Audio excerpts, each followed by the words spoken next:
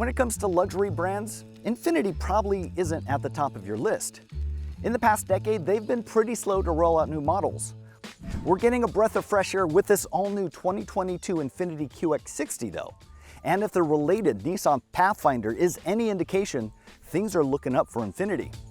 This shares a lot of the same underpinnings as the Pathfinder, which impressed me with its significant improvements. And you can check that video out on this channel.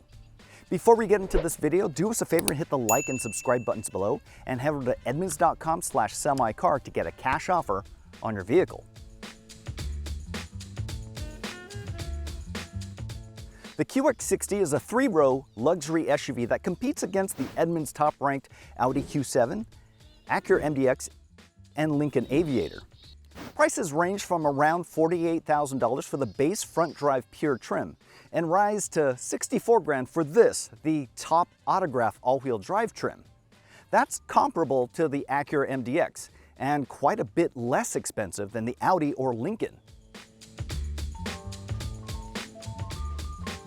Up front, the QX60 retains its easily recognizable grille and headlights, but the overall styling has been simplified. There are fewer organic curves and humps than before, and I think these changes clean up the design quite nicely. Previous Infinitis had a lot of those bumps and bulges that kind of reminded me of Admiral Akbar's ship from Empire Strikes Back. It's a trap! But they've smoothed out a lot of those humps and bumps, and actually it kind of transitions really nicely into a smoother body. Now around the back of the car, I like what they've done with the taillights and joined them with this single bar that goes from edge to edge. It gives it a pretty distinctive look, especially at night. What I'm not a fan of though are these chrome surrounds down here that suggest that they're exhaust pipes, and they're definitely not because, well, it's all plastic. I'm never really a fan of fake vents and fake ports like this, and I feel like it would look a little bit better if they didn't have them, but that's a pretty small nitpick for an overall design that I find pretty appealing. Behind the third row of seats is 14.5 cubic feet of cargo space.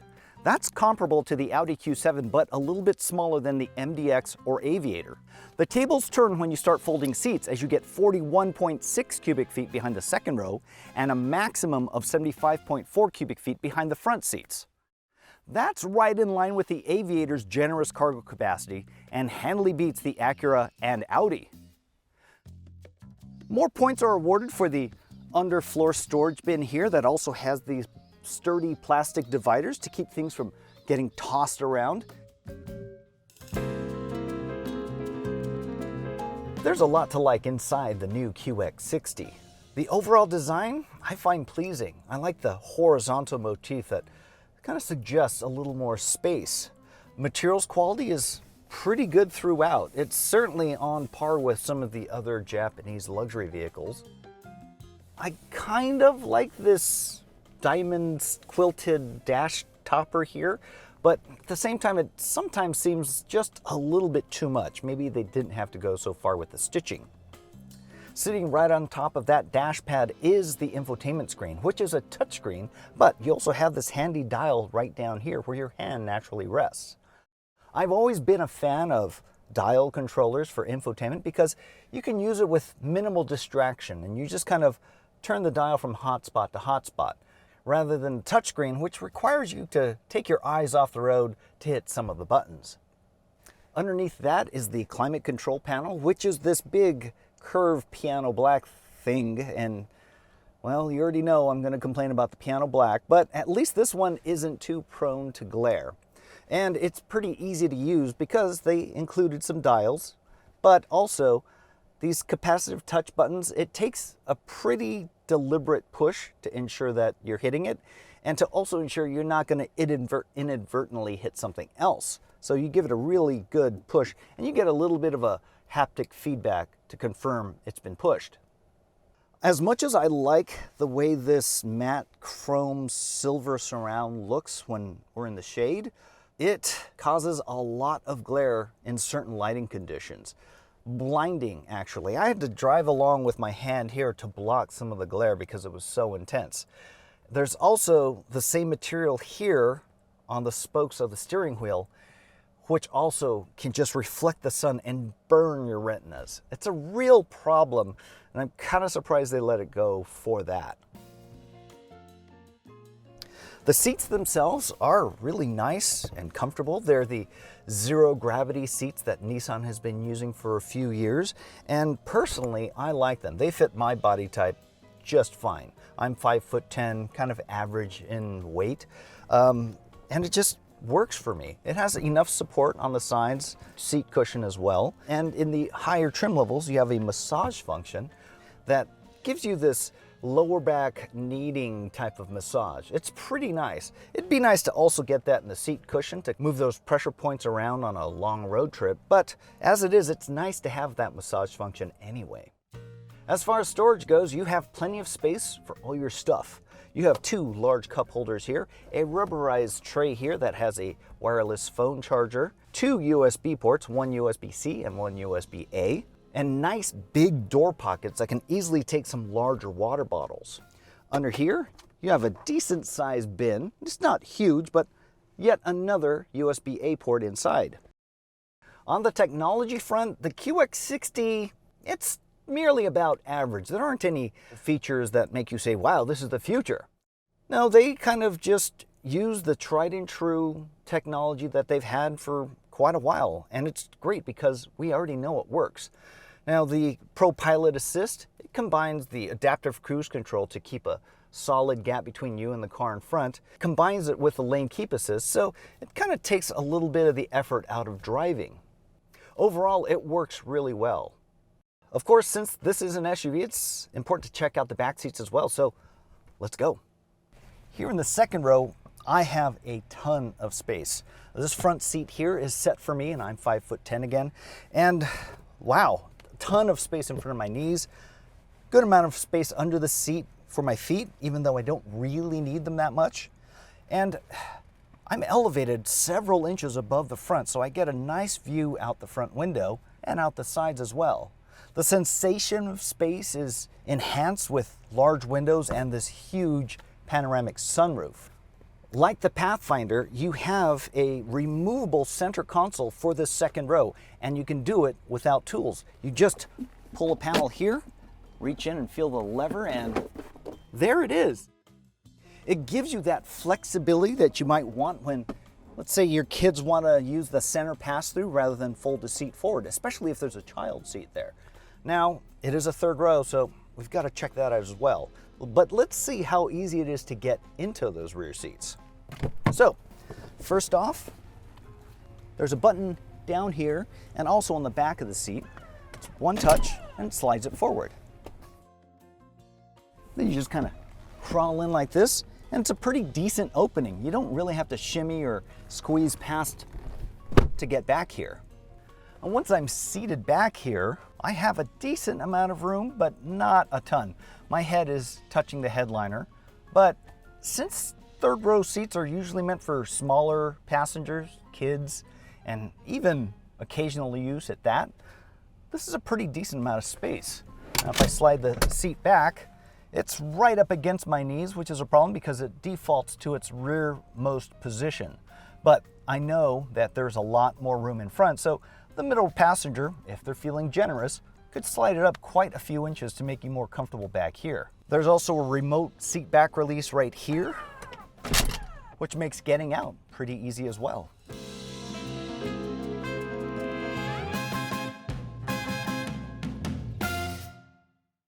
Under the hood is a 3.5-liter V6 that makes 295 horsepower and 270 pound-feet of torque. It's the same engine as its predecessor and the same engine that's in the Nissan Pathfinder, but with a slight increase in power over the Pathfinder. A new 9-speed automatic transmission replaces the old continuously variable transmission. That certainly helps in regard to towing, as the new QX can pull up to 6,000 pounds with the optional tow package. That's a 1,000-pound increase over the old model.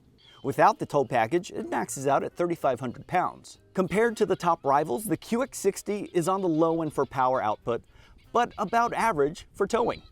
The EPA estimates the front-wheel drive QX60 will return 23 miles per gallon. If you go with all-wheel drive, that drops it just slightly to 22 miles per gallon. Overall, these figures are about 2 or 3 mpg better than its closest rivals.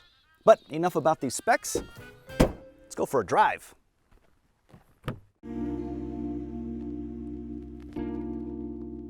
Right off the line, this QX60 has plenty of power. Yeah, that's pretty good. And that was really only half throttle. It really gets you up to highway speeds without any effort at all. You'll rarely ever have to floor the pedal, but when you do, it sounds pretty decent. It's a good raspy V6 when you're really into it, but otherwise, it's nice and quiet the way a luxury SUV should be. Gear changes from the automatic transmission are smooth and quick, and also when you need to pass someone, it's quick to downshift and get you that power that you really need. It's a vast improvement from the continuously variable transmission from last generation. As I dip it into the sharp left turn here, the handling's good enough where it encourages you to drive with a little bit more aggression to get a little more fun out of your drive. And it does it quite well. Now, one byproduct of the sportier handling is stiffer ride quality, but even when compared to some of the other SUVs out there with a sport suspension, it's totally acceptable. You're feeling all the ruts and bumps and everything else, but it's never really intrusive, even on some of the rougher roads. One thing I do notice that I didn't really expect was road noise. I hear quite a bit of it, especially on coarser asphalt, because Infiniti is quick to point out that this new QX60 is much quieter. But when it comes to wind noise, I hear absolutely none of that. And part of that is due to better insulation in the windows, as well as some other kind of foam insulation that are squirted in everywhere else in the car. My outward view in the QX60 is pretty good as well. Now, this roof pillar is moderately sized, it doesn't get in the way. The view at the back is pretty much what you'd expect from any luxury SUV. It's not great, it's kind of narrow and kind of short, but when you're backing into a spot, all of these surround view cameras really take any of the guesswork out. The brakes are nice and soft and easy to modulate and come to a perfect smooth stop. There's really not a lot to say there, and that's a good thing. For handling, this handles quite well. It kind of encourages you to drive with a little more aggression to get a little more fun out of the car. And man, it is really quite fun. Now, you're not going to go charging in like a smaller sporty SUV, but it's really composed. It corners nice and flat, doesn't feel at all out of sorts on a really tight, narrow, twisty road. When it comes to other SUVs in the class with sporty suspensions, this is right up there with them.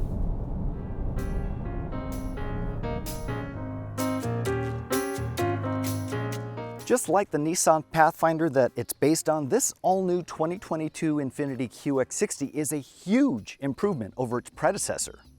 It has the power and performance to kind of give you a little fun on the road, but at the same time, it's also super easy and enjoyable to drive. Against other luxury SUVs in the class, well, it doesn't really match up against more refined choices like Mercedes or BMW, but when you compare it against the Acura MDX and Audi Q7, it's a much closer battle. Of course, we won't know where it'll end up in the Edmunds rankings until we get it back to the HQ for a full raft of testing and on-road evaluation. So keep checking back at Edmunds.com for all the latest news, specs, and information on the QX60 and all of its competition. Thanks for watching, and don't forget to hit like and subscribe below.